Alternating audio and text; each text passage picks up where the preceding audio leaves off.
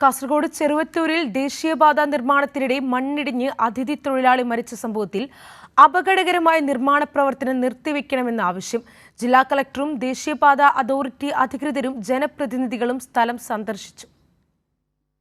ദേശീയപാത 66 നിർമ്മാണ പ്രവർത്തനങ്ങൾക്കിടെ മണ്ണിടിച്ചിലും അപകടവും ഉണ്ടായ സാഹചര്യത്തിൽ ചെറുവത്തൂർ മട്ടലായിലെ സർവീസ് റോഡിന്റെ നിർമ്മാണം നിർത്തിവെക്കണമെന്ന ആവശ്യമാണ് നാട്ടുകാരും ജനപ്രതിനിധികളും മുന്നോട്ട് വെക്കുന്നത്. സമയബന്ധിതമായി നിർമ്മാണം പൂർത്തിയാക്കാൻ നിർമ്മാണ പ്രവൃത്തി തടയരുതെന്ന് ദേശീയപാത ഉദ്യോഗസ്ഥർ അഭ്യർത്ഥിച്ചു.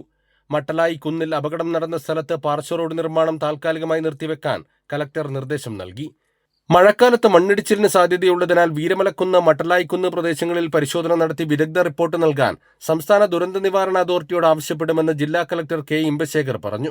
അപകട ഭീഷണി നിലനിൽക്കുന്ന കുന്നിൻ മുകളിലെ ഹൈടെൻഷൻ വൈദ്യുതി ലൈൻ മാറ്റിസ്ഥാപിക്കാൻ KSEBക്ക് നിർദ്ദേശം നൽകി. വൈദ്യുതി ലൈൻ മാറ്റിസ്ഥാപിക്കുന്നതിനുള്ള തുക നിർമ്മാണ കരാർ കമ്പനിയിൽ നിന്ന് ലഭ്യമാക്കും.